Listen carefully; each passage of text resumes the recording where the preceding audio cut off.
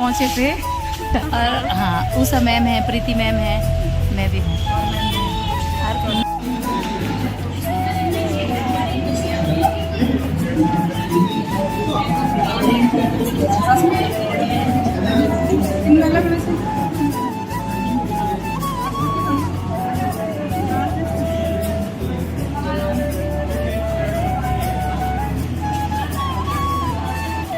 आप सब्जी बना के आना इसमें।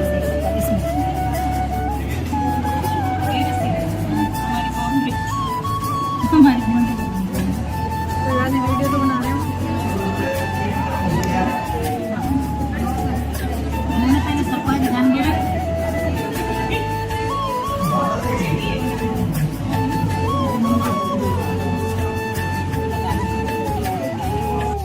और ये हम पहुंचे हैं डाइट से। अब जा अरे मेरे उसमें हाथ वाला है ना, ये है कल्पी, ये है कल्पी, ये है बर्फी और ये ओम है। और ये हमारी पार्टी, और ये चल रही है हमारी पार्टी।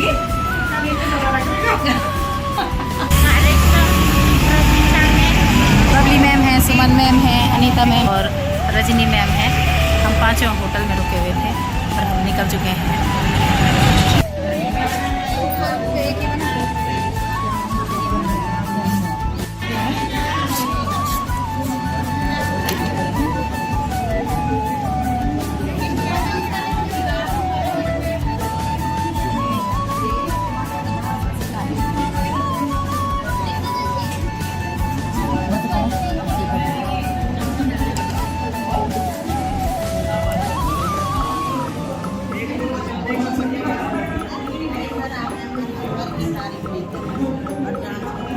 करेंगे ना आपका क्या मत करें।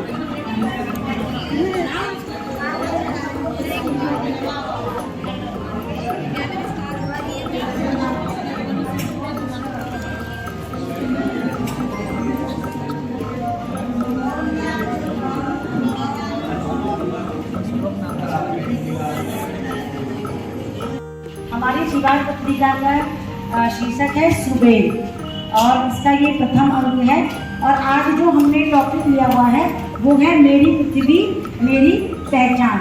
जैसे कि पता है कल को हम लोग पृथ्वी दिवस मनाते हैं और हमने उसी पे अपनी थीम को लिया हुआ है। और इस दीवार पत्रिका में हमने पृथ्वी के बारे में संक्षिप्त जानकारी दी हुई है और इसी में मैं ज़्यादा सर को आमंत्रित करूँगी कि वो संपादकीय के बारे में बताएंगे। जैसा कि हमारा जो इसमें टॉपिक है, सब टॉपिक है हमारा मेरी पृथ्वी मेरी पहचान। यानी इसमें पृथ्वी की उत्पत्ति से लेकर पृथ्वी क्या है, बच्चों को उसका ज्ञान कैसे हो, पृथ्वी की उत्पत्ति और किस तरह से जो है महाद्वीप बने। तो संरचना है, 3 प्रकार की लेयर्स हमारे पृथ्वी में होती है, जैसे क्रस्ट, मेंटल और कोर। और इसका कौन सा भाग कहाँ पर होता है इसकी जानकारी। और इसको हमने कुछ कविता के माध्यम से, कुछ कहानियों के माध्यम से बच्चों तक इसकी पहुंच बनाने के लिए हमने इसको इस तरह से समझाया है। तो जो ज्ञान है वो हमारे छोटे बच्चों के मन मस्तिष्क तक कैसे जाए, कैसे पहुंचे, तो उसी के परिपेक्ष में थोड़ा सा मैं संपादकीय वाला जो पृष्ठ है इसको पढ़ना चाहता हूँ आपके सामने। सुहृदय साहित्य मनीषियों, भूगोल में रुचि रखने वालों विद्यार्थियों के समक्ष सार्थक मूल्यांकन के लिए सादर प्रस्तुत है।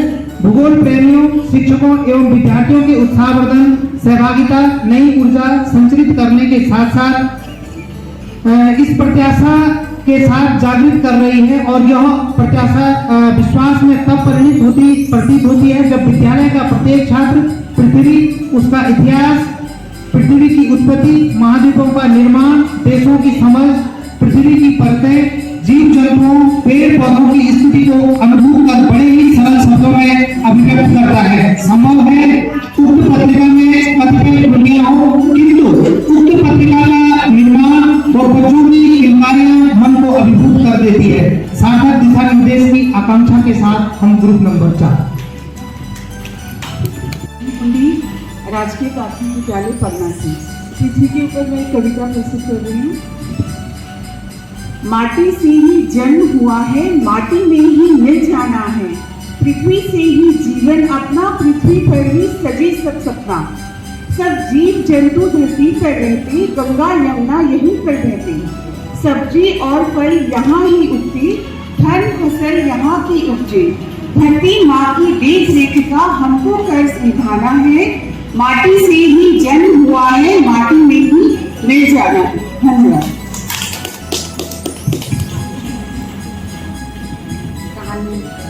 कहानी हमने बड़वानी में कहानी लिखी है एक मी छौ पृथ्वी।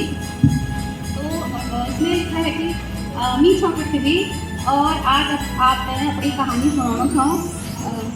मेरो जन्म आज से लगभग 4.6 अरब साल पहले हुए थे। तब मैं दूर और गैस का एक बहता हुआ गोला का रूप में छो। फिर धीरे धीरे करीब मीमा घाटी नदियाँ गाढ़ गदेरा पेड़ पौधा बड़ा बड़ा जीव जंतु और मनुष्य जाति का जन्म हुए।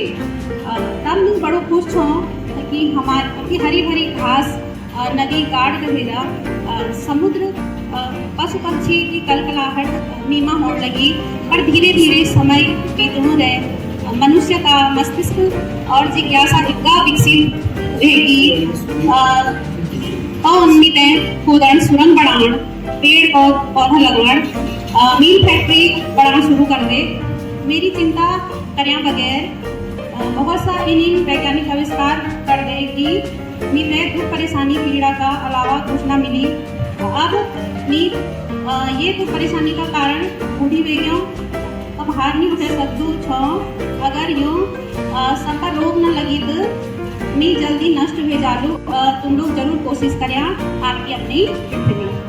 नंबर 4 और जीपीएस पदना से मेरा इसमें सब टॉपिक है पृथ्वी। जैसे कि आप सभी लोग जानते हैं कि हम जिस परत पर रहते हैं वो चट्टान वाली बाहरी परत है। पृथ्वी पर न केवल मनुष्य बल्कि लाखों अन्य पौधे और कई तरह की प्रजातियां रहती हैं।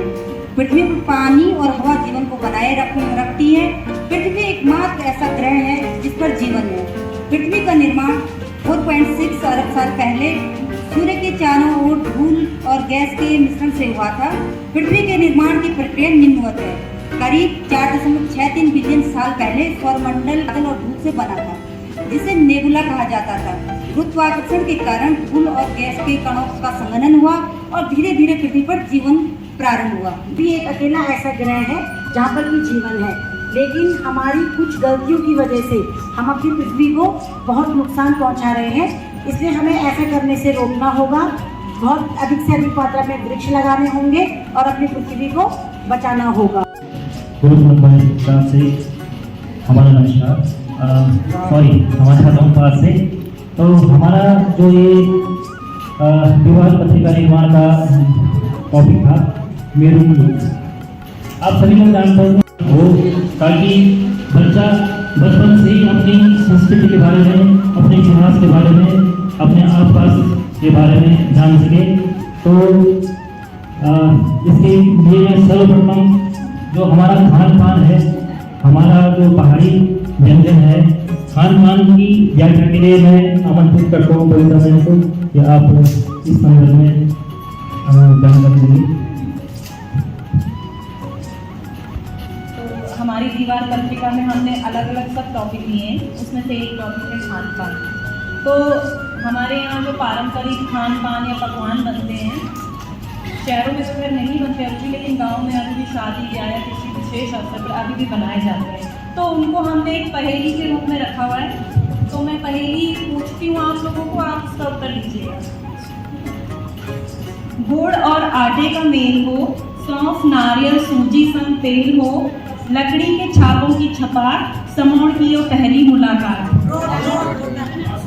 रोटाने रोटाने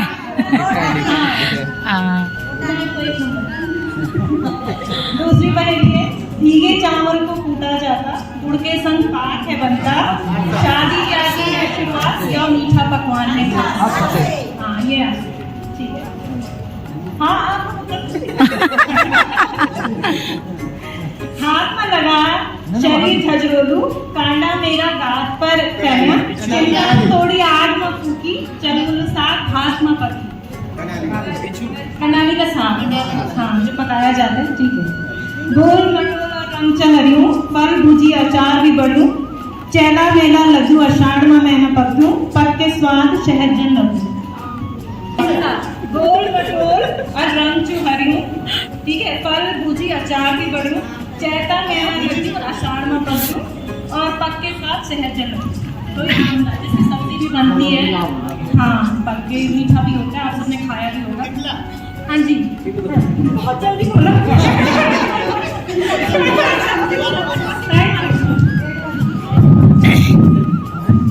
धन्यवाद मैम। अब वाले से सॉरी, ये सारी पहेलियां सीमा ने बनाई है, मैंने तो खान पान के बाद अब हम चलते हैं गढ़वाल कुमाऊं के वाद्य यंत्र के बारे में जानकारी। आप सभी को मेरा नमस्कार। मेरा मुल्क मेरी पहचान। तो हमारे मुल्क में हमारी परंपराओं को श्रेष्ठ बनाता है यहाँ के वाद्य यंत्र। इन वाद्य यंत्रों को किसी खास उत्सव, खास मौके पर ही बजाया जाता है। इसमें सबसे पहले है ढोल, जिसे एक फीते के सहारे गले में डाला जाता है और एक तरफ से लकड़ी से और एक तरफ से हाथ से बजाया जाता है। फिर है दमाऊं, इसे फीते के सहारे और दो छोटी छोटी लकड़ियों के सहारे बजाया जाता है। इसे हमारे यहाँ पर जैसे नया महीना शुरू होता है तो संक्रांति के अवसर पर इसे बजाया जाता है। ढोल और दमाऊं से नए महीने का आगमन के अवसर पर बजाया जाता है। फिर है रणसिंगा, इसे तो राजा महाराजाओं के ज़माने से ही किसी चीज़ के आह्वान के लिए या किसी चीज़ के इनॉग्रेशन के लिए इसे बजाया जाता है। फिर है हुड़का, इसका संबंध भगवान शिव के डमरू से है। हमारे यहाँ पर इसे पूजा पाठ में खास तौर पर जब हम देवता नचाते हैं तो इसे बजाया जाता है। थाली और हुड़के के द्वारा बजाया जाता है। भंगोरी को भी ये बना होता है ब्रास यानी तांबा और पीतल के मिक्सचर से बनाया जाता है और इसे देवी देवताओं के आह्वान के अवसर पर बजाया जाता है। Thank you. आप सभी गुरुजनों को मेरा प्रणाम। और हम गढ़वाली परिधान के बारे में आप लोगों को सूक्ष्म जानकारी देंगे। सर्वप्रथम है आंगरी, जो महिलाओं द्वारा पहना जाता है। ब्लाउज के ऊपर से इसे बाहर से पहना जाता है। ऊपरी वस्त्र है, सामान्यतः यह गर्म कपड़े का ही बना होता है। सेकंड है घाघरा,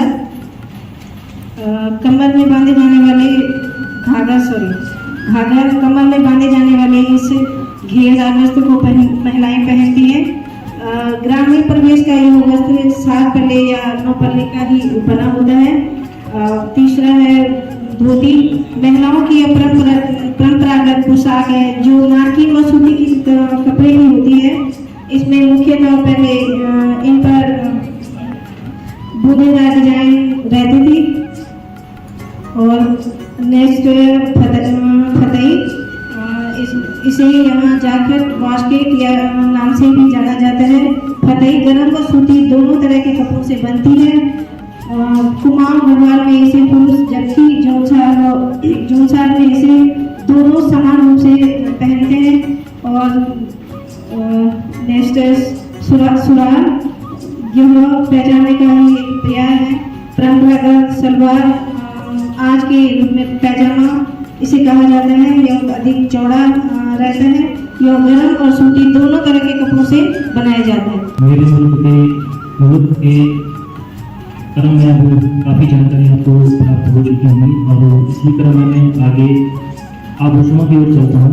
तो प्रीति मैम से मेरा निवेदन है कि आभूषणों के बारे में आप जानकारी देंगे।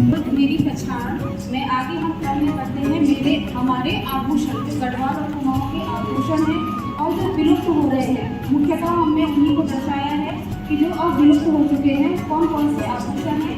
इसमें हमारा जैसे हंसुली है, हंसुली और घाघुली पहले ज़माने में बहुत दिया जाता था और ये मान्यता थी, लोगों के द्वारा हमने सुना है कि जो संपन्न परिवार होते थे वो अपनी बेटी के जन्म पर हंसुली और घाघुली बनाते थे और नहीं तो जो सामान्य परिवार होते थे वो शादी के समय अपनी बेटी को देते थे।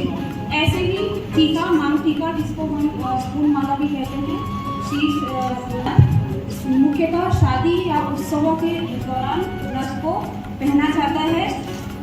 इसमें आता है आपकी पौंची। पौंची जो हाथों में पहनी जाती है, पहले ये चांदी में बनती थी और अब इसका प्रचलन सोने में भी हो गया है। मुख्यतः संपन्न परिवार ही इनको पहले अपने बच्चों को दिया करते थे। इसके साथ साथ हमारा आता है गुलवर्ग। ये सुहाग और तिल के जैसे चंद्रोली है, चंद्रहार है जो चंद्रमा के आकार का होता है, सोने और चांदी में बनता है। झागरी है, गुलाब को ये पहना करते थे। अपलोड पर्व के बारे में जानकारी दी। धन्यवाद सर, सभी को मेरा नमस्कार। तो जैसे कि हमारे टॉपिक में हमारे लोग पर्व जो हमें एक दूसरे से छोड़ के रखते हैं, हमारे रिश्ते नाते सब इनसे जुड़े हुए हैं। तो इनमें जो हमारे विशेषकर जो हमारे गढ़वालों को माँ मनाए जाते हैं, उनमें एक है हरेला। अब हरेला इस पर्यावरण की दृष्टि से महत्वपूर्ण है। हम उस समय पेड़ भी लगाते हैं, वर्षा ऋतु का आगमन होता है, तो इसलिए हरेला का अब सरकार ने छुट्टी भी कर दी हरेले की उपलक्ष्य में। और उसके बाद ईगास जिसको हम अलग अलग जगहों पर अलग अलग नाम से पुकारते हैं। कोई बूढ़ी दिवाली कहते हैं और कहीं हमारे यहाँ तो दिवाली कहते, छोटी दिवाली कहते। फुलदेई में ये बसंत ऋतु का सबसे, और इसको बच्चे बड़े हर्षोल्लास से मनाते हैं। मतलब सबकी देही में लोग फूल डालते हैं और उनको उसके बदले में गुड़ चावल वगैरह दिया जाता है। तो रात को जो कलियो बनता है तो अगले दिन उसको कौवे को दिया जाता है, कौवे को बुलाया जाता है कि, और कौवे से तो मांगे भी की जाती है कि मतलब मुझे ये मेरी ये मन्नत पूरी कर देना। तो और भी बहुत सारे त्योहार हैं, जैसे अब एक नंदा देवी राजजात है और ये विश्व की सबसे लंबी धार्मिक यात्रा है। 280 किलोमीटर हमारे ग्रुप के द्वारा मेरे लोग की एक सूक्ष्म सीमा में बोला कि आप इस टॉपिक का सार व्यक्त करने की कोशिश करेंगे।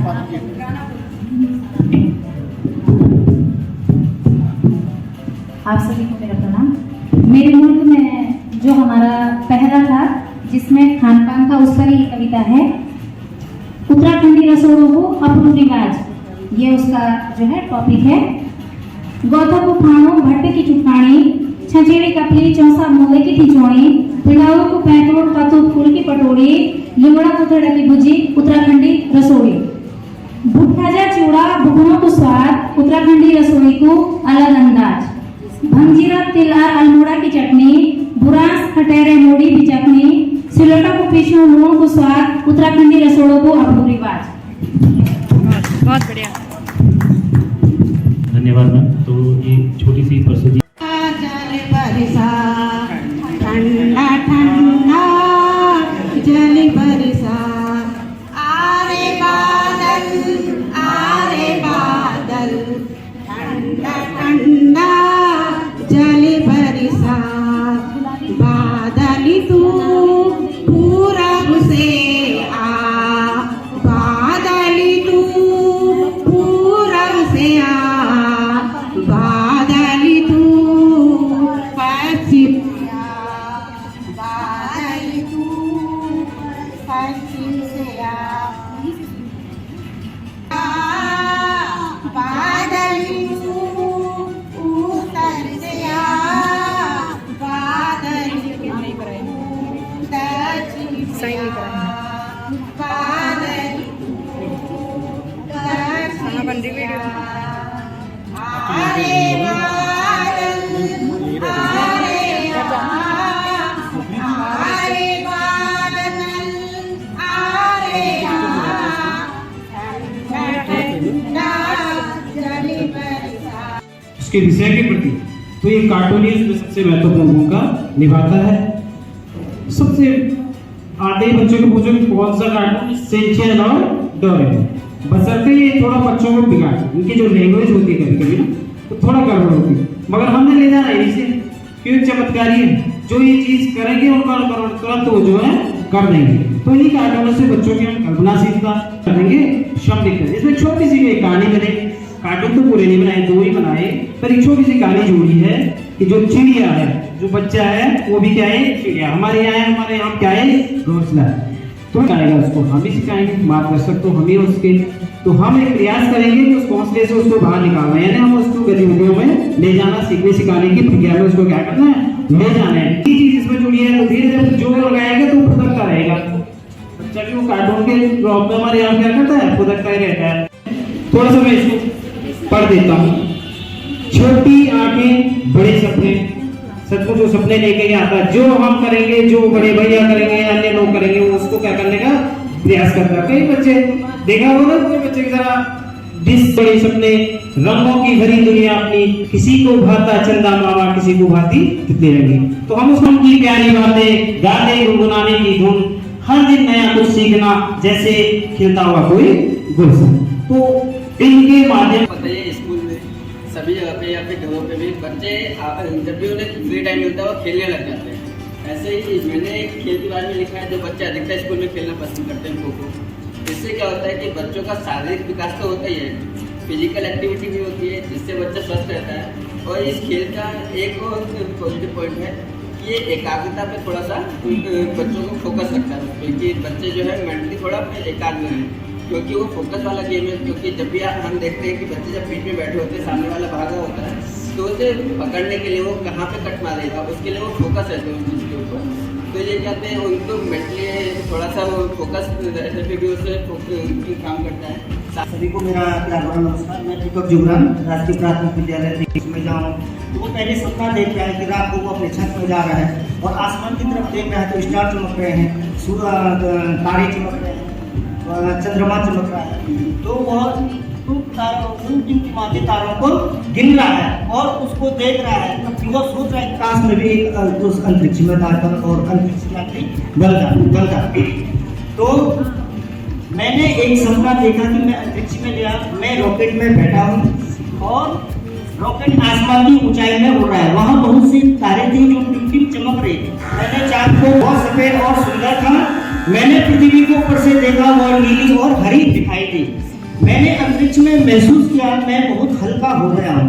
आप देखोगे जब हम अंतरिक्ष में होते हैं तो बहुत चीज़ें के साथ अंतरिक्ष में उड़ते रहते हैं, हर चीज़ अंतरिक्ष में हवा में उड़ती रहती है।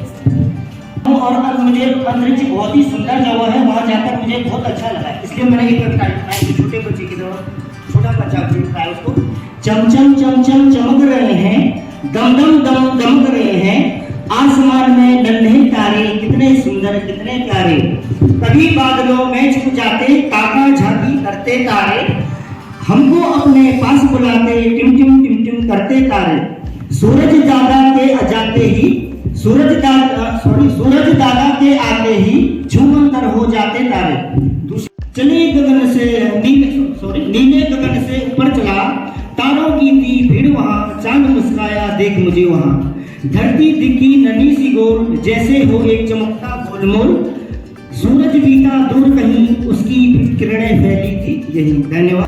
सुबह का समय होता है वो बहुत ही रमणीक हो जाता है। तो जब हमने जो है बच्चों को लोकगीत और लोक नृत्य के बारे में उनको मतलब कुछ लिखने के लिए देते हैं, तो वो बच्चे जो है सबसे पहले जो है उनको लोकगीत में जो है सबसे ज़्यादा वो चीज़ें पसंद आती हैं जिनको घरों में सुनते हैं और अपने दादा दादी से भी जो लोकगीत वो सुनते हैं उनको बहुत पसंद करते हैं। तो जैसे हमारा एक लोकगीत और लोक नृत्य है, तो लोकगीत में बच्चे जो है जब हम अभी उनसे पूछते हैं कि बच्चों आपको कौन सा लोकगीत पसंद है, तो बच्चे बोलते हैं बेडू पाको 12 मास, क्योंकि वो लोक गीत हमारा जो है राष्ट्रीय स्तर का भी लोकगीत है, तो उसको गाना बच्चे बहुत पसंद करते हैं। उसको अधिकतर जो है हम अपने एनुअल फंक्शन में, यहाँ कहीं जो शादी हो रही है या घर में उनके दादा दादी भी उन सब चीज़ों को गुनगुनाते हैं, तो बच्चे उसको गाना बहुत पसंद करते हैं। तो उनकी उसके बोल हैं जैसे बेडू पाको 12 मास, बेडू पाको 12 मास, नरण कफल पाको चेता मेरी छेला, नरण कफल पाको चेता मेरी छेला। तो इस तरह के लोकगीत जो है बच्चे पसंद करते हैं। और जैसे एक और नया गाना चला चैत की चेतौली वाला, तो इस तरह के गाने भी बच्चे, कुछ फास्ट सॉन्ग भी बच्चे पसंद करते हैं। तो ये लोकगीत क्या होता है? लोकगीत होता है कि इसको जो है अपने स्थान पे खड़े हो गया गाते हैं और 4-5 जो टीम होती है उसमें जो समूह होता है और एक आगे से थोड़ा सा स्लो मोशन वाला डांस कोई कर लेता है वहाँ पे।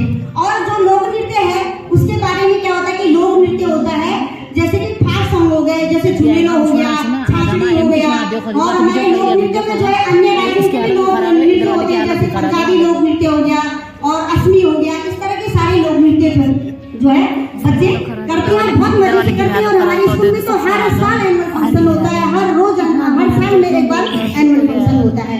तो बच्चे इस लोक नृत्य में तो और लोकगीतों में तो बहुत ही रुचि रखते हैं और और बच्चे जो है लोग मिट्टियों में बच्चों को एक मंच भी मिलता है, जिसके द्वारा जो है बच्चे अपनी जो है सारी जो रुचियों को जो है व्यक्त करते हैं। और बहुत बहुत आभारी रहेगी।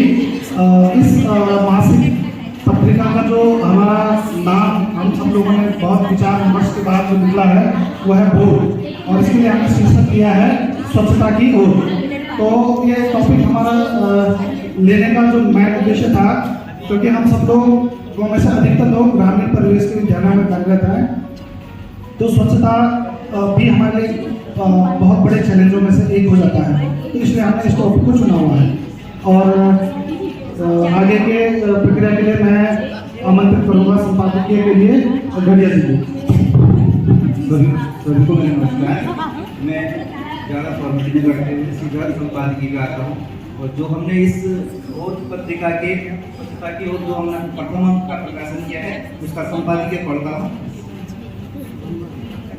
आपको यह जानकर अत्यंत उत्सुकता होगी कि आज हमारी इस बार पत्रिका भोर के प्रथम संस्करण का प्रकाशन किया जा रहा है। इस पत्रिका के प्रथम अंक में सर्वप्रथम हमने एक बाल मन की उमंग को सूरज की पहली किरण या रात के घने अंधेरे के बाद होने वाली रोमांचकारी सुबह के साथ एक छोटे से बच्चे के मनोभावों को प्रदर्शित किया है। उसकी दिनचर्या प्रारंभ होने से पहले जो आवश्यक स्वच्छता या उस पर हमने इस अंक को समेटा है। व्यक्तिगत स्वच्छता, परिवेशी स्वच्छता और हमारे जीवन का एक महत्वपूर्ण अंग है। जैसा कहते हैं कि स्वच्छ शरीर में ही स्वस्थ मस्तिष्क का विकास होता है। इस भाव को कविता, कहानी और स्लोगन एवं पेंटिंग के माध्यम से हमने इसमें इस पत्रिका में प्रदर्शित किया है, करने की कोशिश की है। कहते हैं कि स्वस्थ जीवन के लिए स्वस्थ दिनचर्या का आवश्यक होना जरूरी है। और इसके बाद हमारा जो अगला प्रकाशन अगले महीने आ जाएगा। धन्यवाद सर। अब स्वच्छता की वो क्या आदतें होंगी जो हम बच्चों में विकसित करना चाहेंगे, इसके लिए 5 को आमंत्रित करूंगा। सभी को मेरा प्रणाम। देखो, स्वच्छता की जो आदतें हैं वो मेन सभी को पता है। और सबसे पहले जो स्वच्छता पे है, आप रोजाना नहाना, रोजाना दांत साफ करने, और रोजाना आपके ब्रश से दांत को साफ करने, और रोजाना साफ सुथरे कपड़े पहनने, अपने कपड़े को साफ रखना, अपने जो नाखून बढ़ जाने को उन्हें काटना तथा नाखून को साफ रखना। और ये अन्य अच्छी आदत होंगी जो स्वच्छता पे कर सकती है। बहुत बहुत शुक्रिया सर। अब मैं सहजवाल में कुछ कविताएं स्वरचित की हुई हैं, तो मैं इनसे आग्रह रहेगा कि वो ज़्यादा औपचारिकता न करते हुए मैं आपको थोड़ी सी कविताएं सुनाऊंगी। चंद लाइन हमने लिखी है। ये जो हमारा अंक 1 है, भोर स्वच्छता की ओर। तो अगर आप ही हमारे साथ रहेंगे तो हमें अच्छा लगेगा। चंदा मामा चले गए हैं, सूरज भैया आए हैं, उठो उठो मेरे प्यारे बच्चों, नया सवेरा लाए हैं, नन्ही चिड़िया उनके लिए गीत सुहाने गाती हैं, नन्ही नन्ही कलियां देखो, मंद मंद मुस्काती हैं, उठो तुम भी आलस छोड़ो, नई उमंग संग उठो दौड़ो, आलस करने वाले जग में अति शीघ्र थक जाते हैं, मंजिल निश्चित होती जिनकी वे लक्ष्य तक पहुंच जाते हैं। कुवेरी उठ जावा तुम, हुरवेली उठ जावा तुम, पुतली की चुचाट वेली, बछड़ा देते धो लगानी, उठ जावा तुम पानी पिया, उठ जावा कुछ धानी कर जा, उठ जावा मुख हाथ भेजा, उठ जावा कुछ खानो भेजा, झगड़िया एरिया स्कूल जावा, सब दगड़ियों पे धै लगावा, मन लगे के पढ़े लिख जावा, मिलजुली ते घर को आवा। धन्यवाद सर। जैसे कि अभी हमारा ये बाल पत्रिका का जो कार्यक्रम चल रहा है उससे मैंने बहुत कुछ सीखा है। सबसे पहली चीज़ तो ये है कि बच्चों की जो क्रिएटिविटी है वो किस तरह से हम डेवलप कर सकते हैं, और दूसरा ये है कि उनके अंदर एक डिसिप्लिन किस तरह से हम विकसित करेंगे। हम कोई भी काम कर रहे हैं तो हम उसको प्रॉपर बता रहे हैं कि इस चीज़ को यहाँ पर रखो या इस चीज़ को ऐसे लगाना है, कहाँ पर सेट करना है, तो वो उनके व्यवहार में शामिल हो जाता है। बहुत ज़्यादा ना बोलते हुए मैं सीधा अपनी कहानी पर आती हूँ। स्वच्छता का ये टॉपिक है, और अगर हम बच्चे के संदर्भ में देखें तो बच्चों को स्वच्छता के प्रति जागरूक करने के लिए कहानियाँ, कविताएं में बहुत गंदा आता है, और जब उसको स्वच्छता से आने के लिए प्रेरित कहा जाता है तो वो कोशिश नहीं करता है। फिर उसके माता पिता से बात की जाती है, अभिभावकों से बात करने के बाद उनको कुछ बच्चों से मिलवाया जाता है जो स्कूल में रेगुलर साफ सफाई के साथ आते हैं, और साथ ही उन बच्चों से भी मिलवाया जाता है जिनको स्वच्छ आने पर इनाम दिया जाता है। तो उसके माता पिता उस बात से बहुत ज़्यादा प्रभावित होते हैं और वो प्रण लेते हैं कि अपने बच्चे को वो नियमित स्वच्छता के साथ स्कूल भेजेंगे, और उस दिन से वो अपने बच्चे को साफ सफाई के साथ स्कूल में भेजने जाते हैं, जिसका परिणाम ये होता है कि वो बच्चा साल के अंत में उसे स्टार ऑफ द ईयर स्वच्छता के लिए प्रदान किया जाता है। धन्यवाद। धन्यवाद सर। ज़्यादा समय लेते हुए मैं नारे बोलूंगा, स्वच्छ भारत स्वच्छ विद्यालय, एक कदम स्वच्छता की ओर, एक कदम स्वच्छता की ओर। हम में है दम क्योंकि स्वच्छ हैं, क्योंकि स्वस्थ हैं हम। पढ़ेगा इंडिया तभी तो पढ़ेगा इंडिया। हाथ धो, स्वस्थ रहो, स्वच्छ कपड़े, स्वस्थ जीवन। उन्हें लास्ट में मुझे मालूम है कि अभी समय ज्यादा हो रहा है, तो एक हुंकार ताली के साथ मैं अपनी पूरी स्वच्छता की और जो हमारी ये पत्रिका था आज का उसको समापन करना चाहूंगा। उसमें आप लोगों का सहयोग चाहूंगा। हुंकार ताली मुझे ऐसा लगे जैसे आप सभी लोग भूल भी रहे हैं और टाइम ज्यादा हो रहा है, इसलिए मेरे मन में एक हुंकार ताली आ रही है। लास्ट में सभी लोगों ने बड़े खुश तरीके से आप साथ देना है। Clap clap clap, clap clap clap, clap clap clap. बहुत बहुत धन्यवाद आप लोगों ने, प्यार से आप लोगों ने हमको सुना। नाम है फुलारी। फुलारी शब्द जो है फूलों की टोली हुआ है, और फूलों की टोली जो शब्द है हम सभी उस चीज से बड़े अच्छे से परिचित हैं कि हमारे यहाँ उत्तराखंड में फूलदेई जो त्योहार है वो एक बाल पर्व है, और बड़े जोश खरोश के साथ बच्चों के द्वारा मनाया जाता है। ये बाल पर्व जिसमें बच्चे उस बसंत के मौसम में क्या करते हैं, जो उगे हुए फूल हैं, सुंदर सुंदर प्रकृति ने जो आवरण पहना है, जैसे फ्योली का, कचनार का, और भी जो बुरांस के फूल हैं, उनकी डलियाओं को भर करके जाते हैं, घोगा माता बना करके पूरे गांव के घर घर द्वार की देहरी पर बच्चे उन फूलों को फेंकते हैं और बसंत ऋतु के आगमन की घोषणा करते हैं। साथ ही अक्षत के साथ तिलक लगाकर अपने हिस्से की एक एक चावल की मुट्ठी जितने भाई बहन हैं उनके बदले इकट्ठा करते हैं, और उसके साथ जब ये पर्व का अंत होता है तो स्थानीय व्यंजनों के साथ उस लोक पर्व की समाप्ति की जाती है। तो आइए इस दीवार पत्रिका फुलारी की तरफ आगे बढ़ते हैं। विशेषांक है बसंत। बसंत को ध्यान में रखिए, जितने भी माह इस दौरान पढ़ते हैं उसमें जो विशेष पर्व पढ़ते हैं, विशेष जो त्योहार मनाए जाते हैं, विशेषताएं जो तथ्य इस बसंत ऋतु में जो समाहित हैं, उन सब की ओर आगे बढ़ते हुए प्रथम अंक फुलारी की ओर हम आगे बढ़ते हैं। तो मैं जय चौधरी मैम से आगे बढ़ने के लिए निवेदन करती हूँ। फुलारी के इस अंक की सबसे पहले मैं संपादकीय पढ़ना चाहूंगी। प्रिय नन्हे दोस्तों, साल की सबसे रंग बिरंगी, खुशबूदार और खिलखिलाती ऋतु आ गई है, बसंत ऋतु। जब खेतों में सरसों के पीले फूल लहराते हैं, आम के पेड़ों पर बौर आते हैं और कोयल की मीठी कुहुक सुनाई देती है, तो समझ लो कि बसंत आ गया है। बसंत केवल मौसम का नाम नहीं, यह नई उमंग और नई शुरुआत का प्रतीक है। सर्दियों की गुनगुनी धूप तन मन को ताजगी से भर देती है। खेतों में, वनों में हरियाली छा जाती है। बच्चों के लिए बसंत का मतलब है संक्रांत की पतंगे उड़ाना, फुलारी या फुलदेई में गंगा माता की पूजा, गीत गाना, लोहड़ी की रेवड़ियाँ,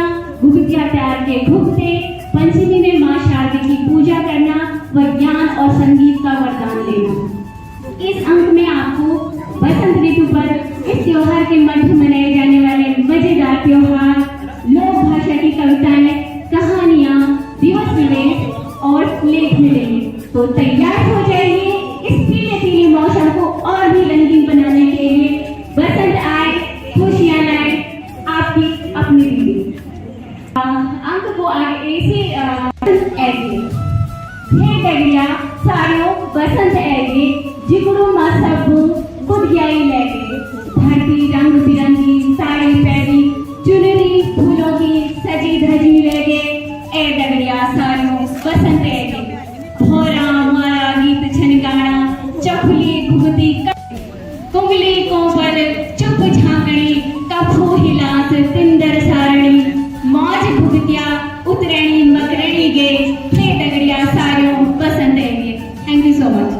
है जहाँ मैं कार्यरत हूँ देवाल में, पहले तो मैं बता दूँ वहाँ ये त्यौहार बहुत अच्छे से मनाया जाता है। मैंने भी बच्चों से अलग कहानियाँ सुनी, तो उसमें से एक कहानी है जो मैं आप लोगों के समक्ष रखूँगी। कि मैंने तो यही सुना बच्चों से कि एक वन कन्या थी, तो वो मतलब प्रकृति प्रेमी थी। जहाँ वो रहती थी वहाँ बहुत हरियाली और हरा भरा रहता था। तो एक समय जब आया कि वो जब बड़ी हो गई, तो उसका विवाह जब दूसरे देश में किया गया, तो बहुत समय तक वो अपने ससुराल में ही रही। उसे ससुराल वाले आने नहीं दिया उसे लंबे समय तक। और ऐसा करते करते उसे अपने मायके की भी याद बहुत आती थी, सताती थी। तो एक बार ऐसा सुनने में आया कि उसकी मृत्यु ससुराल में ही हो गई। तो बाद में पता लगा कि ससुराल वालों ने उसे जहाँ वो रहती थी वहीं उसे दफना दिया। तो बाद में यही कहानी आगे ये सुनने में लगा कि जहाँ उसे दफनाया था वहाँ पीले पीले रंग के फूल हुए थे, और उस जो बनकन्या का नाम वो फ्यूली था, और वहाँ जो पीले फूल थे उसे फ्यूली के नाम से जाना जाता है। ये कहानी मैंने बच्चों से ही सुनी देवाल क्षेत्र से, और भी कई लोक कथा हो सकती है इसकी। तो और जब वहाँ बच्चे इसे मनाते हैं, हम स्कूल में भी इसे मनवाते हैं ये वाला त्यौहार, तो बच्चे क्या करते हैं, पीले फूल जो कि अपने आप ही हर जगह में दिखाई देते हैं। ना उसकी कोई जड़ है, ना कोई तला, ना कोई पौधा है। उसे जंगलों में अपने आप प्रकृति में हर जगह पीले रंग के फूल दिखने लगते हैं। साथ ही पुरास के और जो भी फूल दिखते हैं बच्चे उसे तोड़ के लाते हैं और घर के आंगन में जाते हैं। जो ये गाना गाने वाली गाया, फूल दही छमा छम दही दैनी वाला, ये बच्चे गाते हुए आते हैं। इसका अर्थ ये है कि आपके आंगन में, आपकी टहनी में हमेशा सुख समृद्धि रहे, हरियाली रहे, अनाज से घर भरा रहे, और बदले में शुभकामनाएं में जो उस घर के मालिक होते हैं तो वो उन्हें उपहार में कुछ ना कुछ जरूर भेंट करते हैं बच्चों को। Thank you. साथ में हमारे साथी जो है पृथ्वी सूर्य की ओर झुक जाती है, जिससे कि तापमान में वृद्धि हो जाती है और दिन लंबे होने लगते हैं। दूसरा है इसमें प्राकृतिक पुनर्जन्म। जैसे इसमें क्या होता है, जैसे बर्फ धीरे धीरे पिघलने लगती है और नए पौधे उगने लगते हैं, नई फूलें उगने लगती हैं, नए जीवन का आगमन होता है, मौसम परिवर्तन होता है। आपातकालीन परिवर्तन भी इस ऋतु में देखने को मिलता है। जैसे बसंत ऋतु में घड़ियां जो है, हमारी जो घड़ी है वो 1 घंटा आगे बढ़ जाती है और दिन बड़े लगने लगते हैं। उसके पश्चात फूलों का आगमन होता है, विभिन्न प्रकार के फूल खिलते हैं। बसंत जो हमारा विशेषांक था, इस क्रम को आगे बढ़ाते हुए हमने होली की कहानी को संकलित करने की कोशिश किया। होली का सबको पता है कि होली जो त्यौहार है बच्चों के लिए बहुत ही उमंग और खुशियों से भरा हुआ रहता है। बच्चे इसमें रंगों से तो खेलते उनमें एक अलग सी ऊर्जा आ जाती है, उमंग का लहर चल जाती है कि वो कुछ दिन पहले से ही लग जाता है कि हम होली खेलने कब जाएंगे, क्या करेंगे, इसमें हमने कहाँ जाना है। तो होली जो हमने एक कहानी के रूप में संकलित करने की कोशिश की है। होली जो त्योहार है वो हिरण्यकश्यप नाम के एक राजा से संबंधित है, जिनके एक पुत्र थे भक्त प्रहलाद। और भक्त प्रहलाद क्या थे, नारायण जी नाराज हो जाते थे, तो उन्होंने अपनी एक बहन थी उनकी, सिंगिका नाम की, जिन्हें कि वरदान प्राप्त था उन्हें कोई भी अग्नि जला नहीं सकती है। तो उन्होंने उनको आदेश दिया कि आप इस प्रहलाद को लेकर अग्निकुंड में बैठ जाइए, क्योंकि मुझे ऐसा पुत्र नहीं चाहिए जो भगवान का नाम जपता रहता है। तो जैसे ही सिंगिका प्रहलाद को लेकर बैठ गई अग्निकुंड में, तो भक्त प्रहलाद नारायण नाम जपने लग गए और उनको एक भी हानि नहीं, कोई भी अग्नि उनको जला भी नहीं पाए। और जबकि जो सिंगिका थी वो जलकर भस्म हो गई थी। तो इससे हमें ये पता चलता है कि जो बुराई होती है वो कितनी भी ताकतवर क्यों ना हो, उसमें अंत में अच्छाई की ही जीत होती है। और यहाँ पे हिंदू, मुस्लिम, सिख, ईसाई सभी प्रकार के लोग रहते हैं। जो सिख धर्म से संबंधित एक महत्वपूर्ण त्योहार है बैसाखी। तो बैसाखी जो है चौमासा में मनाया जाता है, चौमास के महीने में मनाया जाता है। और ये जो मुख्यतः जो फसलों से संबंधित है, फसलों में जो रबी की फसल होती है, जो अक्टूबर से अप्रैल माह के मध्य में उगाई जाती है और काटी जाती है, उससे संबंधित है। और उस फसल में जैसे हम बच्चे को बता भी सकते हैं कि रबी की फसल क्या क्या होती है, गेहूँ, जौ, मटर, चना आदि होती है। तो वो जो फसलें बोई जाती है तो किसान प्रे करता है कि मेरी अच्छी फसल उगे। और जब उसकी अच्छी फसल, लहलहाती हुई फसल उग जाती है तो उसको काट कर वह उमंग के साथ, पूरे उत्सव के साथ उसको एक पर्व के रूप में मनाते हैं, जिसको बैसाखी नाम दिया गया है। और सिख धर्म से इससे भी ये कोरिलेट करता है, क्योंकि 1699 में जो गुरु गोविंद सिंह जी थे, उन्होंने खालसा पंथ की नींव रखी थी, इसलिए इसका महत्वपूर्ण सिखों के लिए ज्यादा रहता है। धन्यवाद। में पड़ती है और ईद का हम अवकाश भी लेते हैं। और अक्सर बच्चे पूछते हैं कि मैम ईद क्या होता है।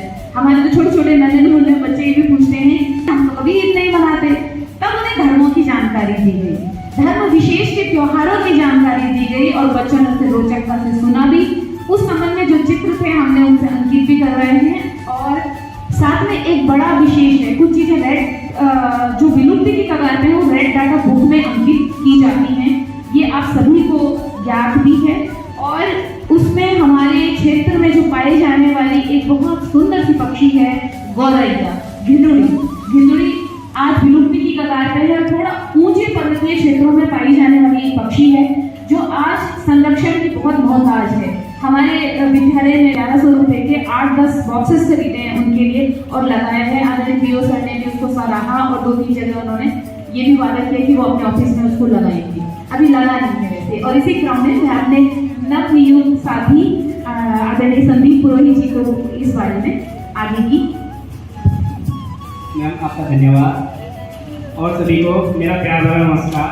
और जो यहाँ पे अभी तक हमारी इस बात को इतनी शालीनता के साथ सुन रहे हैं उनके लिए एक बार फिर से धन्यवाद। और जो यहाँ पे नहीं हैं उनके लिए धन्यवाद हम कल ज्ञापित करेंगे। और हम अपने अंक को आगे बढ़ाते रखते हैं। उसके बाद ईद के जाने का इंतजार करते हैं। अगर कि जैसे हम लोग हैं हम उतने संवेदनशील नहीं होते हैं जितने बच्चे होते हैं। अगर बच्चा किसी भी चिड़िया को देखता है उसको हम यहाँ पे गौरैया के रूप में चित्रित कर रहे हैं। तो गौरैया को देखा, वो डेली उनके विंडो पे या खिड़की पे आती थी। अब खिड़की पे आती थी तो डेली आती थी और बच्चा जो है उसको देखता था, लेकिन घर वालों का उतना ध्यान नहीं होता था। धीरे धीरे गौरैया विलुप्ति की कगार पे आने लगी, संख्या कम होने लग गई, तो वो चिड़िया उदास रहने लग गई। तो बच्चे ने अपनी दादी से या अपने बुजुर्गों से पूछ ही लेते हैं कि चिड़िया क्यों उदास रहती है, क्या है। तो इस बात पर दादी ने उनको समझाया कि जो हमारा जंगल में जो विकास हो रहा है तो इसकी वजह से जो वनों की कटाई है या लगी। और इसी के साथ मैं आपका धन्यवाद ज्ञापित करता हूँ कि आपने। हेलो नमस्कार, मैं कुंवर सिंह बिष्ट, राजकीय प्राथमिक विद्यालय फरगड़े गैरफील्ड से। अब मैंने बच्चों को इस छोटे से टॉपिक के माध्यम से, जैसे कि हमारा दीवार पत्रिका फुलारी है और फुलारी के अंतर्गत हमारा जो विशेषांक है बसंत।